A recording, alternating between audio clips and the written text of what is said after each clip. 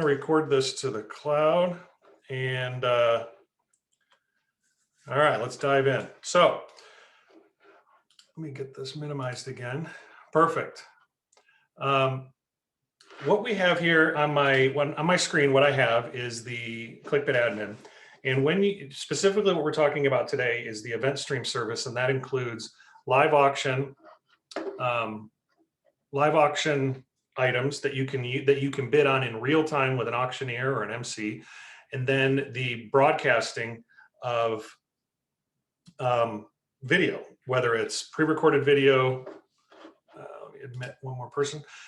It's pre-recorded video, or it's live video with Zoom or Skype, which I've started talking a little bit more about lately because Skype has a few cool features that Zoom does not have that help make broadcasting a little bit easier when you're trying to bring people in from outside. And then chat is another service that comes with mass messaging that we can use for live virtual events. And so to get started with all of this, where I like to go first is the actual broadcasting. So when you get ClickBid, it's important to kind of make the distinction that we provide a channel, just like ESPN, Comedy Central, HBO, CNN, Fox, anybody is providing a channel, and then it's up to people who produce content to put that material on the channel. So we provide a channel to you that is real time with less than 1 second delay, typically about a half a second delay between the time you send it to the web and the time people can start watching it. Another way that we've called that is glass to glass, the time that you speak into a camera and the time that somebody hears it is the latency. And so we get it down to less than 1 second, usually around a half second. So that way you can do really cool things with fund to need and fund to need and live auction. So when you go to the Event Central page in the live broadcast, you get a screen with 3 different sections. You have the live broadcast settings, the office hours sign up, and then the $1 million question of how you plan to send video to your EventStream channel.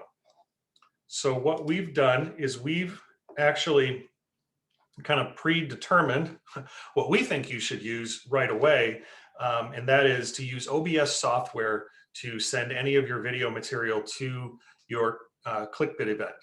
And so OBS software is free software that's available online. You can download it. If you've ever watched anybody playing video games online, or if you watch people that do software demonstrations, or even people that do small broadcast productions, will use OBS because it's really, really powerful and it's free. And so we give you a little bit more than that. We give you a downloadable version of OBS that's tailored to the service that we use, that gives you that faster than standard video latency. So that gives you that real-time video. And what you would start with is you would pick whichever version you wanted, the Macintosh if you have a Mac, Windows if you have a Windows machine. And then we have a couple of pieces of information. We have what's called a stream name and a publishing token. So when you download software, and I'm going to go ahead and open, let's see, OBS. You download the software, you go ahead and install it, and then when it's installed, you're going to see something like this. And this is kind of a blank canvas, the way I have it right now. I'm going to close this one scene. I'm going to get rid of these 2 layers, and we're really going to start with a blank canvas, exactly what you would get when you downloaded the software. The way I like to look at this is that it is a simpler version, believe it or not, of PowerPoint. You're going to build a couple of PowerPoint slides, you're going to put some things on your PowerPoint slides, and then you're going to present it to everybody who's watching on your ClickBid site. So in order to connect your version of OBS to your ClickBid account, you need to give it a certain address. It's kind of like putting a letter in the mail. If you didn't put an address on it, then there's no way for the mail service to know where it goes. We have to do the exact same thing with OBS. And so in OBS, there's a link right here called settings. And if I go ahead and click on settings, and then I choose stream, I have, because you've used our custom version, you have an option called Millicast, Web RTC Streaming Platform. And Millicast is the partner that we use to deliver that real-time video streaming service. And so all it wants are two pieces of information, the stream name and the publishing token. And we just saw those, they're right here. So I'm going to go ahead and copy, and then I'm going to paste. And then I'm going to copy my publishing token, and I'm going to paste it here. And then I'm going to press OK. Before I press OK, I have to, can't believe I have to apologize for this, but I'm working from home today, and I have an 8-year-old precious pit bull mix dog who is sleeping right off to the side, and she's snoring. She snores pretty good. So if you hear the snoring, that is my dog. If she wakes up, I'll bring her in. But yeah, she does this to me from time to time when I do these from home. So it makes me crazy, but that's what it is. So anyway, the other thing that, anyway, so you go ahead and press OK. In that, now I've connected OBS to the to ClickBid. Man, that threw me off. I don't know why, but it did. So what I want to do now is actually build my program. So I'm going to have a mixture of live elements, and I'm going to have a mixture of pre-recorded elements. And so the first thing I'm going to do is take my first scene, and I'm going to build, for our demonstration, I'm going to build a waiting screen. Basically, the program will begin soon.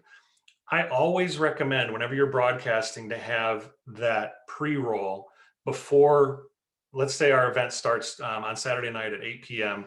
At 7:50, I'm going to start my broadcast. So that way, if you go to the movie theaters, you get the trailers, commercials. We're doing the same kind of thing. We're getting people ready for the program. So the simplest thing you can do is just create a new color source. And I'm just going to make it blue. And what I did here was, that's really blue, is I clicked this plus sign down here in the bottom. I have, in the first column, I have scenes. Those are what in PowerPoint you would call slides.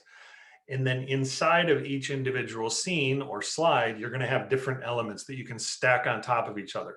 I'm going to stack a color value, a color source underneath a text element. And I'm going to click the plus sign, and I'm going to choose text. And I'm going to hit OK. And then I'm going to type, our program will begin soon. Now I'll do a new line here, and OBS will try to fit the text inside. You can do a few other things here with selecting the font. If I wanted to, do Helvetica New, for instance, and I want to do ultra light, just be a little bit more creative, a little more modern looking, I could do that. You can make it bigger, make it smaller, and you could stack 3 or 4 different text elements on top of each other. So maybe I could do another text element, and I could, say, seriously, just a few moments more. And then I'm going to make that a second element, and I can do different font sizes now. So I'm going to do really small, and I'm even make it smaller. Let's do 48. And then I'm going to take that, and I can click and drag any layer I want. And now I'm just going to put that right there. So now I have my first slide for my presentation, and it's right here. I can rename it if I want. I could call it, pre-roll. Then I need to add, let's say I did a pre-recorded video. This is probably the easiest and frankly safest live event broadcast you can do with our EventStream service, is you pre-record everything. By the end of this office hours, you're going to understand why anybody would want to pre-record me for a program, because I will ramble, and you'll find yourself asking, what is he talking about? And so we want to be careful during an actual live broadcast that we don't do the same thing. It's always the challenge we have when we do, even in-person events where we have people, you want to get the hook and pull them off stage because you gave them 3 minutes or 4 minutes and they're taking 7 and 8, and it's pushing your entire program. But with virtual, you can actually force it, limit it to a specific time. And I can show you an example of that in a moment, but the best thing you can do is pre-record, pre-produce your entire program. So I'm going to create, again, another scene or another slide that I want to jump to. So I'm going to press plus, and I'll just call it program. You can call it anything you want. Now I have a scene, my first scene, which is going to be waiting. And my next scene is going to be program. So I did this for a client in the summer. They pre-produced an entire 45-minute, maybe it was even longer program. And they asked if I would broadcast it for them, because if it's pre-recorded, we can broadcast it from anywhere. I could broadcast it from my home office in Michigan, or from my, office in Michigan still. And, or I could broadcast it in, Cleveland. It wouldn't matter as long as I have good internet.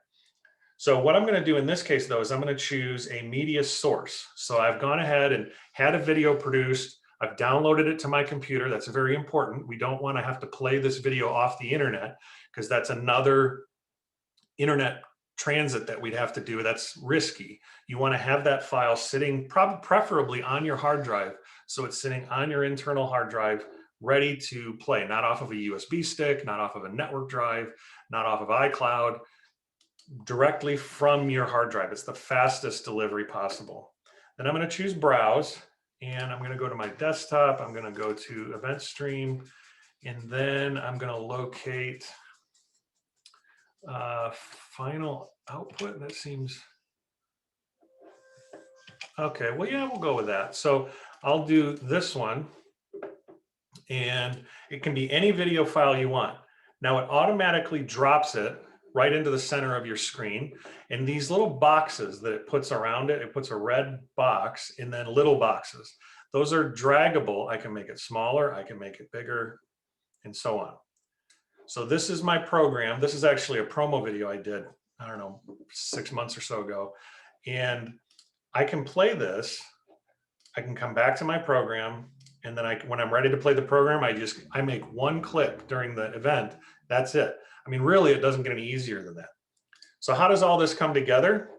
Let's take a demonstration here. I'm going to go to mbdemo.cbo.io, and then I'm going to move this over here so we kind of simulate a cell phone. Actually, I'll do it the right way here. I'll just right click on this and choose inspect. Then I'll simulate a cell phone. So that's the right way to do it. And I'm going to log in. I think that's yeah. So this is a test account. And so now nothing's happening. So let's say it's, 10 minutes to 8 o'clock. I'm ready to turn on my broadcast. And I say, okay, folks, let's start broadcasting this bad boy. Start streaming. It connects. And then you'll notice over here in my phone that it's automatically connected as well. Now I'm going to mute my speaker on my phone because I don't want there to be feedback. But notice it says our program will begin soon. Seriously, just a few minutes more. I'm going to let this roll for, until 8 o'clock so that everybody gets logged in. Then all I'm going to do at 8 o'clock is hit program, and it's going to start broadcasting. And that's it. That's all I did. And you can see here that it's playing audio. This is what this audio mixer does. It shows me that there's audio bouncing here. So I'm actually playing whatever audio is in the program, but I don't hear anything. So this is something that's come up a few times is, Matt, I can't hear what my audio is playing. Well, in a broadcast studio, you don't want to hear it unless you're monitoring it. What that means is you don't want the computer that's broadcasting to be broadcasting the audio except to the website. So if I click play, if I turn the sound on, I don't know if you can hear it, but there's audio playing in my phone, which is what I want, but I don't hear anything in OBS. Well, the only way to change that is to click on the little gear and go to advanced audio properties. And this is my media source. I can say monitor is a term that's used in broadcasting is for the engineers to monitor the audio, to kind of just spot check it, to listen to it, make sure it's even there. But normally, you know it's there because you see the meters running. So, but if I want to, I can go to monitor and output. And now I have audio coming out to my computer screen. So I'm going to turn that off. And because what if, you know, the reason is because if I had a live camera right next to my computer and I was broadcasting an auctioneer, I wouldn't want it to be feeding back. So he's talking to the mic, it's going into my computer to broadcast out to everybody. And if my speakers were on, it'd be rebroadcasting over and over and over infinitely. And then it would create that feedback loop. It's like when you called into a radio station, back when we used to make phone calls into radio stations, and you know we'd want to answer the question, and the disc jockey or whatever would say, turn your radio off. You can't talk to us and listen at the same time. That was because it would feedback. I probably spent way too much time on the feedback thing. So question came in, can we do all this in a ClickBid dry run? Yes, absolutely. And so what we're doing right now is we're broadcasting. If I go back to, let's see, I don't think oh yeah, I do. So if I come back here and I go to my live broadcast page, one of those sections was settings. This is called the video privacy settings. We created an option for you to choose who can see the live broadcast and the live auction. So, and fund a need. If you want to do an entirely hidden live auction and a hidden broadcast while everybody else is bidding in your silent auction, that's completely possible. All you would have to do is switch your settings from public to filter on bidders, and then identify a few bidders that you want to see it. So these typically are your board members or committee or tech people, and you can just type those bidder numbers in, you know, just a number, comma, that's it. And then those are the only people that will see the video. Everybody else will just bid as usual. There'll be no broadcasting video, no nothing. It'll just be sitting there as if, you know, there will be nothing even going on. So the other reason we did this was that, you know, as you know, we're not there yet, but we're slowly getting ourselves back to in-person events, hopefully by the end of the year. We used to have these VIP parties. When I would go to events and support on site, we would have there would be events that had an hour-long VIP party or VIP reception an hour before the actual general attendees came. And so that's what we're creating here online. If you wanted to sell tickets, for instance, online, I could go ahead and type, you know, all the ticket numbers or all the bidder numbers of the people who bought tickets, and there we go. The other option is to go to filter on tables. Table assignments have always been possible in ClickBid. You can actually put, if you want to create a VIP table, you would filter on tables, and you can type in the table number, comma, table number, comma, table number, if you want more than one, of the people who can attend early. The HH stands for happy hour. So if I have anybody in my bidder list assigned to the HH table, they will be able to see the broadcast. Now there's a big gotcha here. I'm actually working on a few updates that are going to make all of this even a little bit easier, not change it. So everything we're learning is good stuff, but we're going to make some improvements. When you use this video privacy setting, when it comes to game time, like live time, make sure to set this back to public. That's really important. In fact, it was maybe not last weekend, but before, somebody went live, quote unquote, and they called me and they said, man, I can't, what's going on? First thing I checked was privacy, and it was set to bidders. So there were only 3 people that could watch it. So the first few minutes got cut off, and then we quick switched to public. It's real time, so that everybody will automatically start watching once you switch that. So it was okay, but it's just, you got to make sure that that's there. One of the things we're changing is we're going to make it a little bit more obvious that you're not in public. So then just reading a quick question. If we have it set to public or any, it'll continue to play that video source until it's done. And then you can go back and go to the next thing, and then go to the next thing. For instance, I'm doing an event this weekend where I have about 5 or 6 different videos that I'll be broadcasting along with an auctioneer who will be coming in via Zoom. I'll set up a Zoom meeting. They'll call into the Zoom meeting. I'll pipe them into the program, and then they will, I'll play my video elements, then I'll play the auctioneer, then we'll cut back to a video and so forth. You would just continue to click to different scenes. So let's create one more scene. We'll call this standby, standy, I guess that'll work. And then I'm doing this because I want to show you how you can create, if let's say you had some drone footage, then this stuff I just got online, it was free. It's pretty cool. Just did free search for drone footage, and this is the one. Yep, it's the, excuse me, it's the overhead of the ocean, of the shoreline. Then I can put some text, create a new text element, and I'm going to say, please stand by. And I'm going to hit OK. And I'm going to make this, click on this corner square, make it a little bit smaller, fit it over here to the right-hand side. And you'll notice what happened to my video. It played, it's only about 6 seconds long, and then it went away. Well, if I double click my media source, you have properties. I can choose loop. And now my video is just going to constantly play over and over and over. And then I'm going to make this a little bit smaller, fit it right there.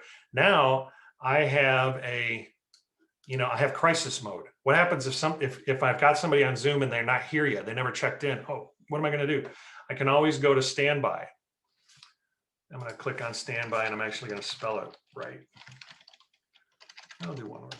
So now I have a standby mode. If I want to, this is my program will begin soon. I'm playing my program and it gets to the end and I'm not ready for what's next. Boom, I'm going to go to a please stand by, and that's what everybody's going to see. And then if I wanted to really get creative, notice how I'll move this over here so you can see it. If I'm going to be if I know it's going to be just a few more minutes, I can say only a minute more. And notice that it is typing in real time and broadcasting in real time. So I can do both at the same, I can make changes in real time and it will broadcast in real time. Notice how I'm clicking and dragging it all over the place. So that is an option. But whatever is in this canvas right here is being sent when you're streaming, sent to ClickBid and broadcasting in real time. Now, I did get a question. How do we engage donors who may donate during our pre-recorded paddle raise? So that's a great question. I'll get to that specific one once I answer it a little bit differently here. We did an event where I won't look for the video. Again, this video that I did last summer where they pre-recorded everything. They had 2 sections in the program where they did 5-minute breakouts where anybody who bid within those 5 minutes in the first segment and anybody who donated during the next 5-minute segment that came later would be entered into a raffle. But the thing is, they pre-recorded their video, so how do they do a real-time raffle drawing? It was really cool because they didn't have to have the stress of going to a live broadcast where there's a host and what if they're not on camera, right? Then what they did was they used the mass messaging service in ClickBid to pick a winner, or they picked a winner, sorry. Then they used the mass message to send a mass text out to everybody that said, congratulations to Carolyn Miller for being the winner of the 5-minute raffle. And then in the edit, when they edited the program, they actually edited a 5-minute window where they showed a countdown, and then they also showed an actual slides. That's what I couldn't think of what I was going to say there. They used slides where they showed statistics about the organization. They showed some sponsor logos. Those are great things to use when you're building your waiting, our program will begin soon. So that's how I would build my 10-minute countdown. In fact, if I jump over to Premiere, one of the things that I have is, let's see. So I have a countdown here that's being built for an event coming up. I did some artwork, and this, you'll notice here, there is a, and this is Adobe Premiere. This is a little bit beyond, but I have a countdown running, and it's counting down, and I have all the sponsor logos brought in, and I edited those, and this is gonna loop for 10 minutes before the program. And I can have like a 1-minute loop that just runs 10 times because I don't know when people are gonna sign in, and I don't wanna have anything too critical. So I'll have this rendered as a video file. I'll bring it into OBS, and I'll have it playing right here on a loop until it gets to 10 minutes. So I have one question. Is it possible to use a hardware encoder such as a Teradek or Boxcaster in place of the OBS software to send the stream? And then the next question was, can you run your feed through Zoom so people can be live? The answer to the first question is absolutely. So our software is, again, if you're doing a live auction and you want that almost real-time Zoom speed delivery of video, so that way an auctioneer can be watching a computer screen, looking at bids come in, and then be responding to them in real time without people waiting 20, 30 seconds to get whatever he said in response, which would never work for a live auction. You know, you would want to use our OBS because it uses the WebRTC format. It's a technical term for just a different delivery method of the way video is pushed around on the web. It's a communication protocol that sends data faster. The standard, the one that's been around quite a while, is RTMP, real-time messaging protocol. And it's, if you're using ClickBid's partner Millicast, you'll still get a very quick delivery, usually between 2 and 5 second delay, but it's still not as fast as we'd like it to be. So if you're using anything other than OBS, like hardware, or if you're using something like Restream or you know, Minicam, or something that does not support WebRTC, then in ClickBid, what you would do is you'd come back to the admin and you would go to Other. So I'm going to actually use, instead of using the fast real-time delivery, I'm going to go to Other, and now you can stream with either a piece of hardware, or you can stream to a service like, you know, Wirecast or you know, simulcasting and things like that. And these are the codes that you're going to want. You're going to want an RTMP publish path because you're going to need to know where to send it. This is the address to send it to. And this is the special key that you're going to need once you get it there so that it authenticates and sends it to the right stream. So that's what you would need. Now, one thing I always say, and I try to be very, very specific. Imagine me talking in all caps with exclamation points. There are certain type of settings you must use in order to get high quality or even good quality delivery of audio and video. This isn't, the service we use, Millicast, is not like YouTube or Facebook or even Vimeo, where you can throw anything at it you want with any codec or any data rates or anything you want, and it'll just work. This is very specific to try and get it fast. And so otherwise, if you do something different, the audio may skip, the video quality may be terrible. If it's not looking the way it should, then it's probably a setting here. Now I gave you a screenshot of what it looks like in OBS.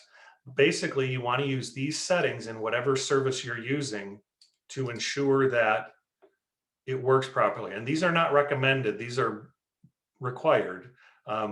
This has always made the difference. When I get a call that says, hey, our audio it doesn't work, this is what it is. It seems weird, but these are the settings you have to use because it's very specific. So we do have, now the next question was, so following up to that one, I'll jump ahead a little bit.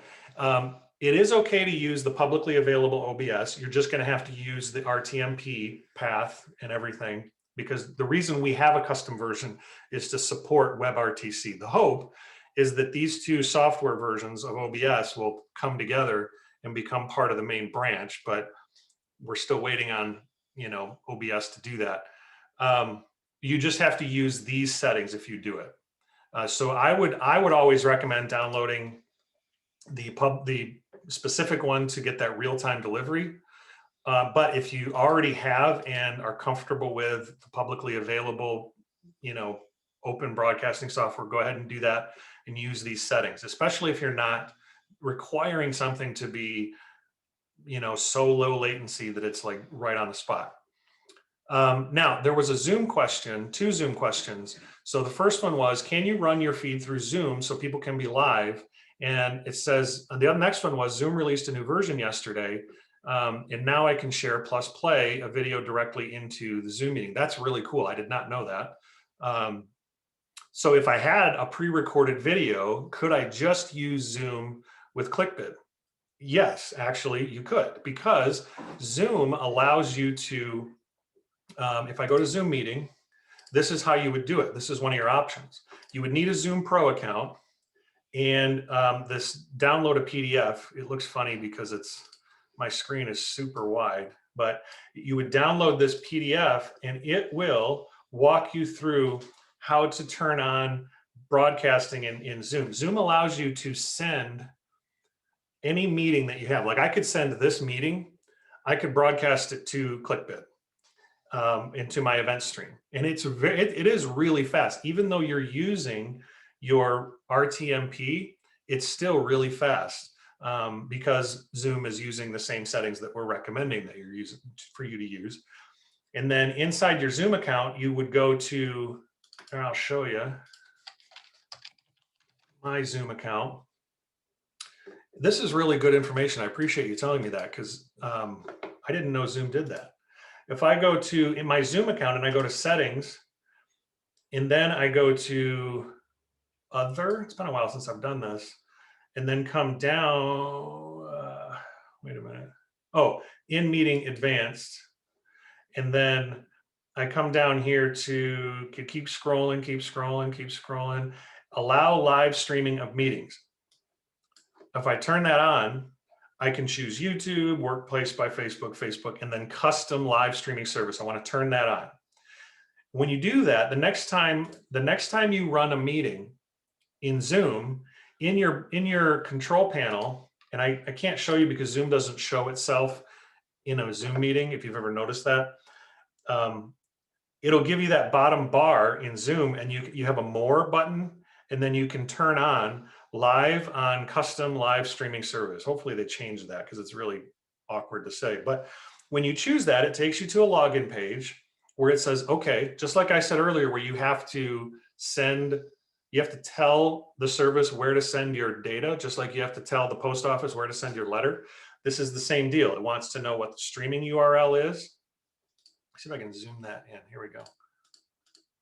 It wants to know what the streaming URL is. It wants to know what the streaming key is, and it wants to know what the streaming page URL is. The good news is that we have all that right here. Stream name, let me go to this one. Streaming URL, streaming key, live stream page URL, and I put a little screenshot here for you. Paste those 3 things in there, and then then when you hit go live, it will immediately start broadcasting to ClickBid. So what you will see here is your Zoom meeting.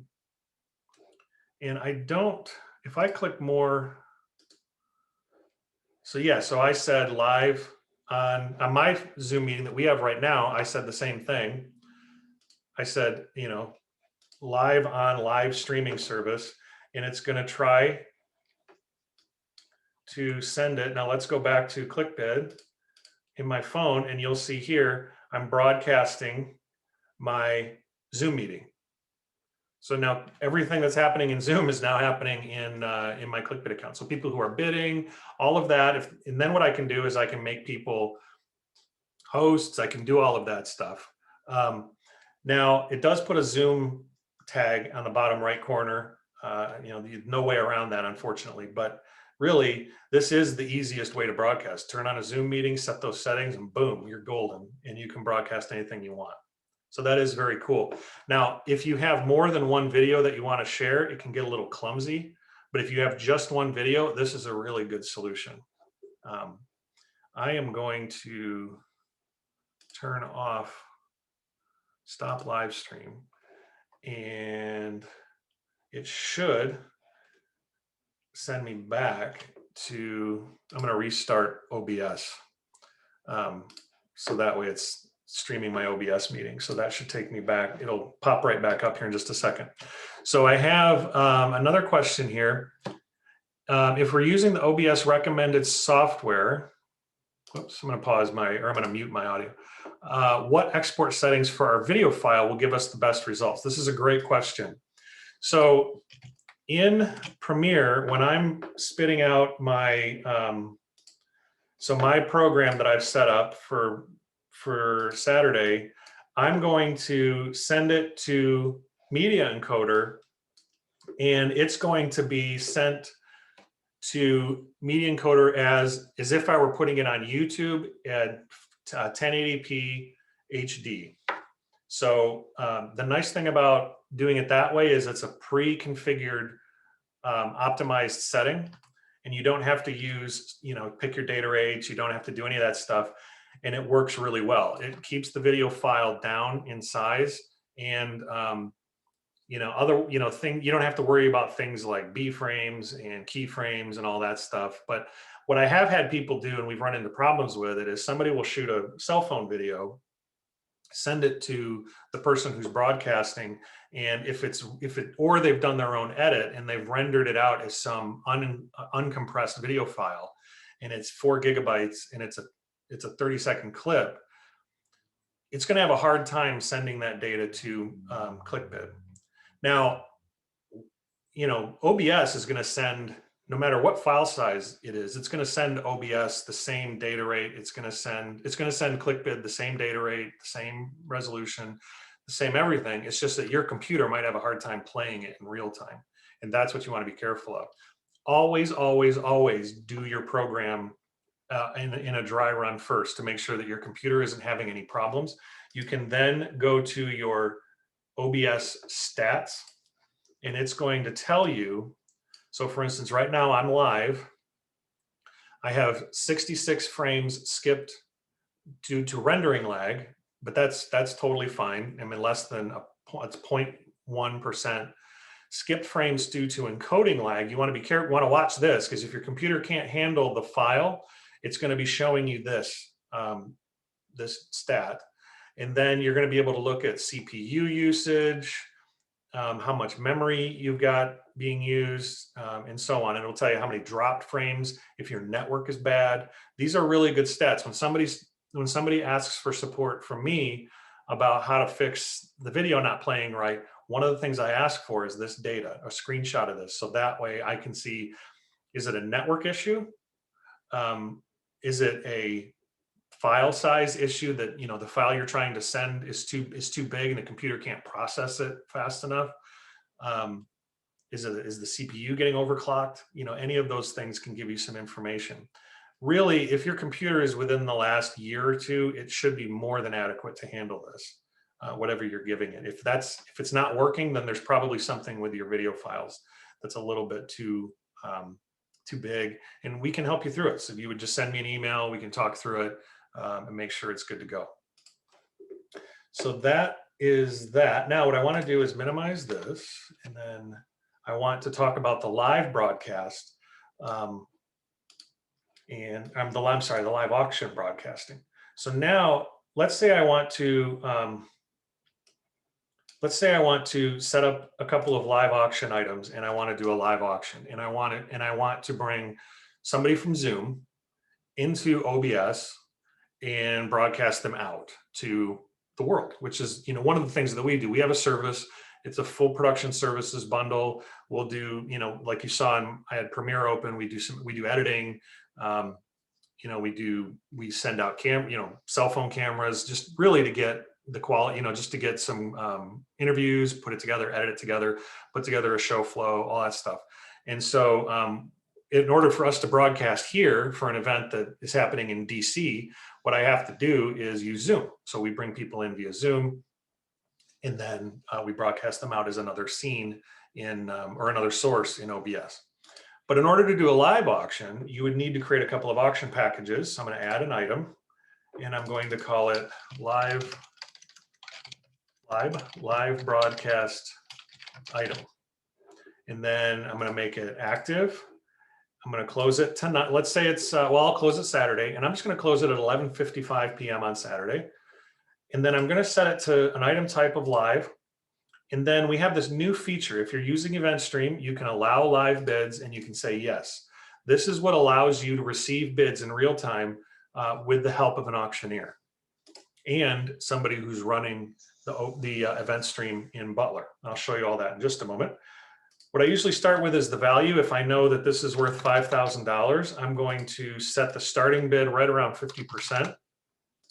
And then my increments I'm going to do such that if I got about 10 bids, how much would that add to my starting bid? And would that put me in range of the fair market value? So that's kind of how I back into the starting bid and the increment. When you work with an auctioneer, they're just going to tell you what they want.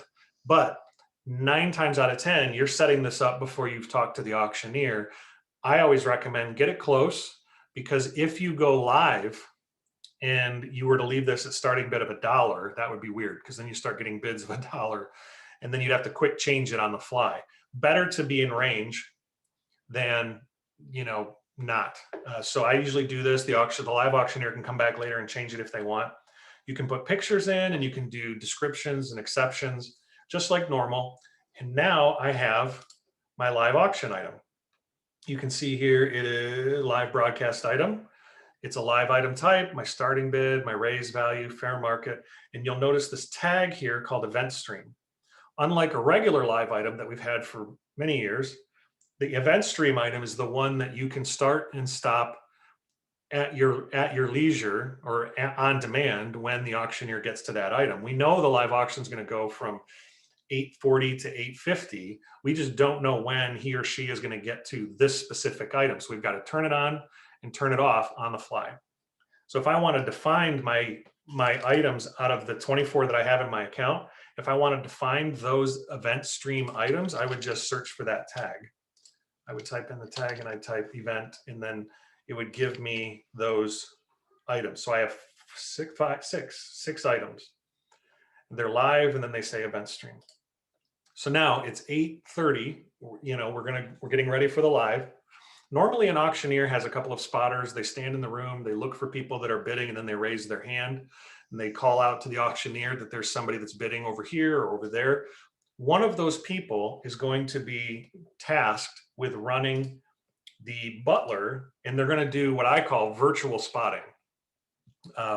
They're going to open Butler, they're going to open the EventStream, and now they're going to have control of, good, it's paused. They're going to have control of the live auctions while the auctioneer is watching from their screen.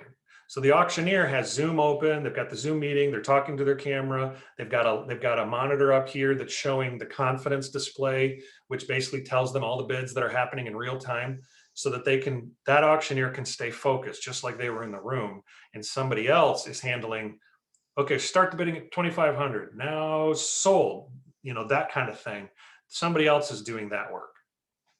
In this case, it's me. I'm going to do both the auctioneer and the spotter. And when I said the confidence display, that's this little blue button here.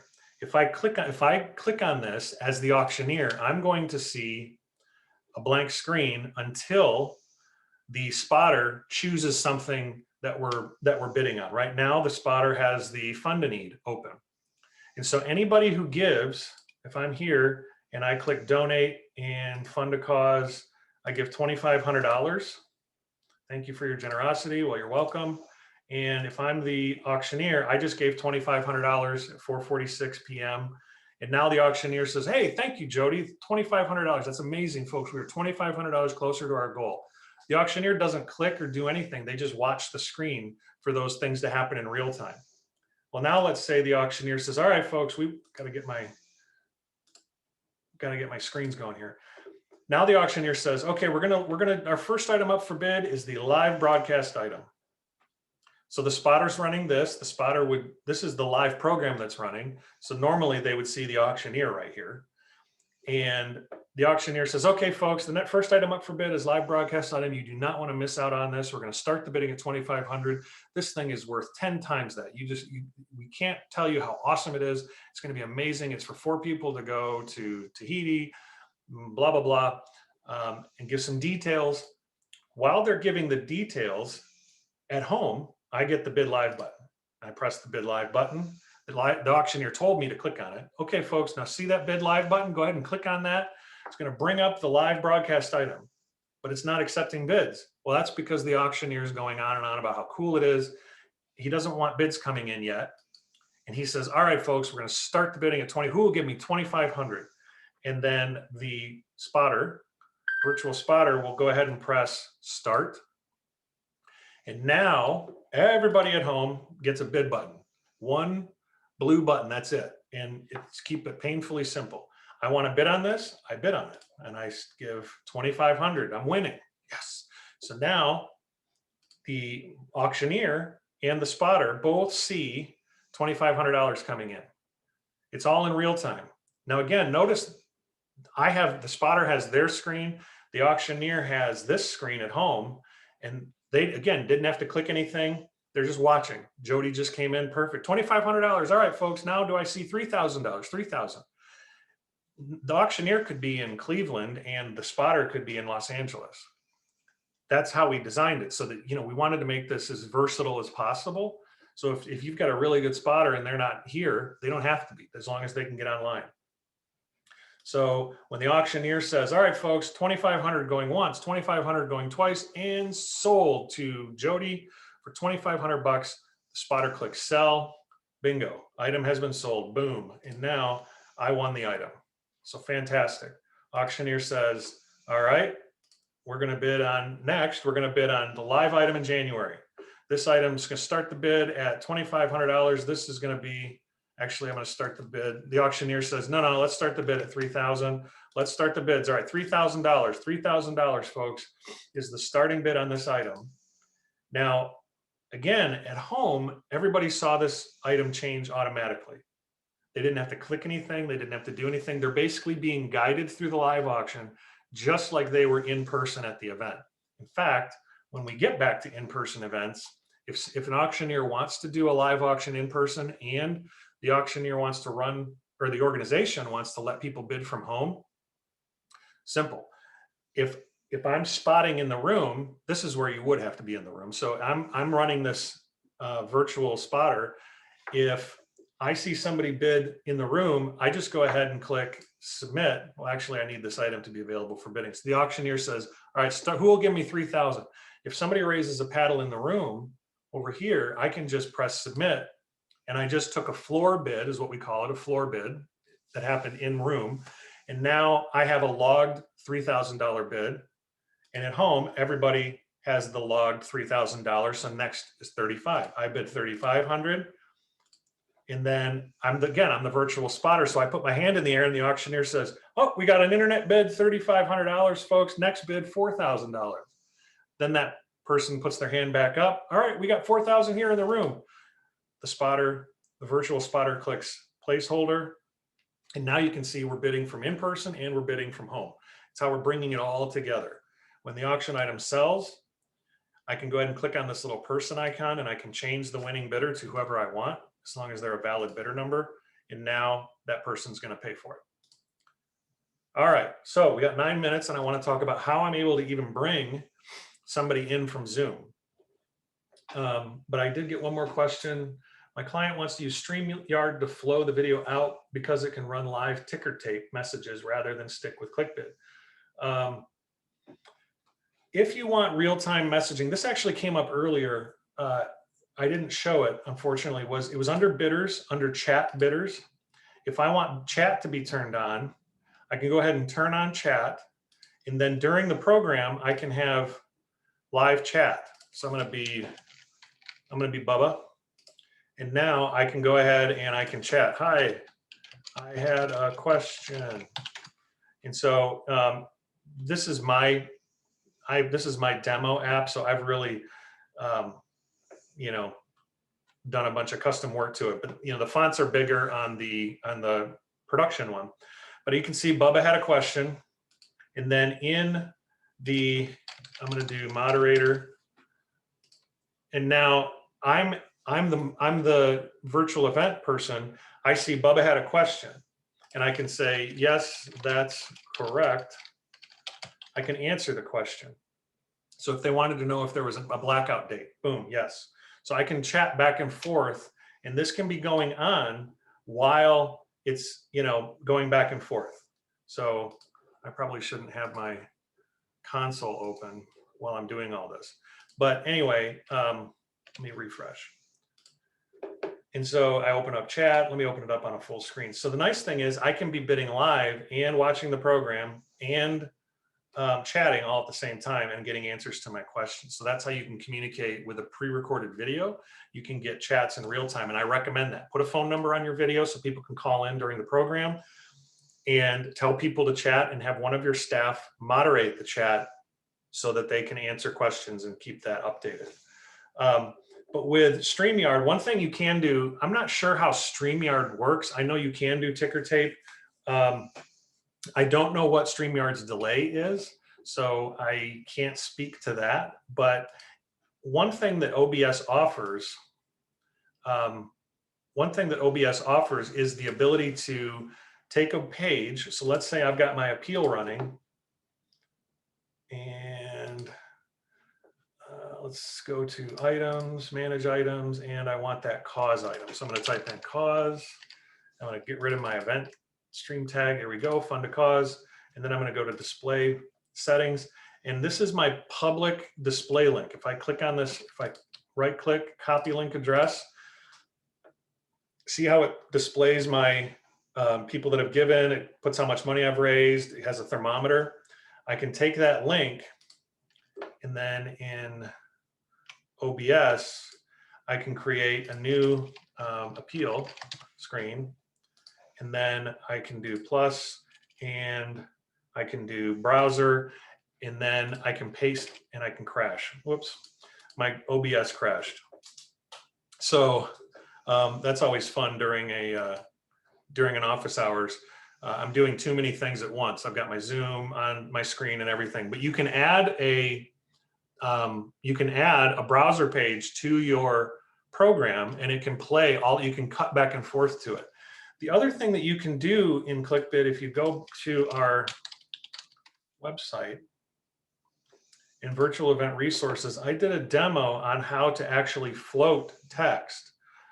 It's down, where did I put it? Oh, I want to float my thermometer on top of, and text on top of my live video. You can go ahead, you can do that by creating a key. So you can take a color, make a green screen as a background instead of a whatever photo you want, and then you can key it out in OBS and then float that right on top of any video that you have going. So if your auctioneer's talking about the fund and need, you can have the thermometer floating right next to them as it's going up. So it's very, very cool. So that's a great tutorial to watch. Yeah, so anyway, the Zoom, really quick. What we're actually doing this next week with a group, they're going to actually, this is crazy, they're going to bring in 2 Broadway performers. They're going to do a piece from their show. I don't remember what show it was. And they're going to broadcast that live, and in addition to pre-recorded stuff. In fact, the person who's doing the broadcast is pretty savvy, and they set up a green screen. So they're going to real-time green screen the host and have backgrounds behind them, kind of like Zoom does. It's pretty cool. But what they need to do in order to keep it as simple as possible, you have to have 2 laptops. The first laptop is your Zoom laptop. That's all it does. You set up a Zoom meeting, you invite people to it, they join on that Zoom laptop, and you can set them up the way that you want. You can put them side by side, do the side by side pictures. You can do one full picture. You can pin them, all sorts of things with Zoom. And then you send that video out of the Zoom computer into your OBS computer. And you use a device that creates a web camera out of that video feed. So it's the video and the audio. You bring it into your OBS computer, and it treats that Zoom computer just like a web camera. So I'm talking to you guys through my web camera, and in OBS, I won't go back to it. in OBS, I can choose a capture device, and it says, well, which one do you want? And it says you have 2 web cameras plugged into your computer. You can use the Logitech that I'm looking at right now, or I can use the other OBS computer, or I'm sorry, I keep doing that. I can use the Zoom computer. Now, in order to make that work, you do need to buy a capture card to make that work. And we have a couple of them, and we're happy to let you use them if you want. They're about 150 bucks in order to get a nice high quality one that we really like. It's called I think it's the Elgato. You can get them at Best Buy. It is the Camlink, that's what it is. The Camlink 4K. Basically, again, you plug it into your computer and it treats it like a web camera. So this is great for things like using your cell phone as a video camera for Zoom, or if you have a point and shoot still camera, you can use that. It's really cool, and the quality is super sharp. Great quality for Zoom meetings and things. But we have 2 of them, and if you'd like to use one, we can send one to you. And I think my team would be mad if I was offering that, but I've got one sent out to the group next week and so on. So anyway, that is the easiest way to use Zoom. Now, I do have a demonstration in ClickBid that on that same event resources where I show you, where did it go? It was using Skype. Yeah, I'm looking right at it. So I did this a couple weeks ago, where Skype has a new feature called Network Display Interface. And it allows you to turn your Skype meeting into a network video camera. And then in OBS, you just choose that as an input. And you can actually use a single computer instead of 2. You start your Skype call, people call into it just like they would Zoom. You change a setting in your Skype account or in your Skype software, and it comes right into OBS. So that's another way to do it if you don't want to use Zoom. This tutorial walks you through it. It's really simple. And I recommend using those 2. And then another one, the ATEM Mini from Blackmagic. That I looked into using that as well. It's definitely possible. It's a little bit more advanced. If you're kind of a techie, the ATEM can be a tool. Basically anything whether it's a piece of hardware, it's a video camera, it's a capture card, anything that can send video and audio into your desktop computer or your laptop that's running OBS as a web camera, that'll work just fine. And so I always recommend, for safety's sake, when you're doing your program, always dedicate a single computer to OBS. Don't have it running the live feed. Don't have it running a Zoom call. Unless you're using Skype, that's fine. But just that. Don't have it running. Don't have it loading, web pages. Don't have other software running in the background. Because again, this is your source. This is what everything's being broadcast to. You don't want to have something silly crash it like I just did. You don't want that to happen on broadcast night. So I would shut everything down and I would just use OBS on my computer for that. If I need anything else, I'll just set up another laptop or my cell phone or a tablet. It's worth it. So that brings us to 5:01. If there's any other questions, you guys go ahead and chat them at me. I'll hang out for a few more minutes, and then otherwise I will send this to everyone. You'll have my email. If you have questions, please ask me. I want your events to go really, really well. And that's right. Come here, Blue. Come here, old lady. So if you guys have other questions, feel free to chat them at me. I'm getting my baby girl. Oh. So there she is. This is my baby Blue. She's so happy that I woke her up. But she's such a peaceful dog. Anyway, yeah. So like I said, I'll send you guys that information, and you guys can chat me up. We can work on your events together, and if you have any questions, I can answer them for you. So, all right. Well, thank you, everybody, and I hope you have a great rest of your Tuesday. Good.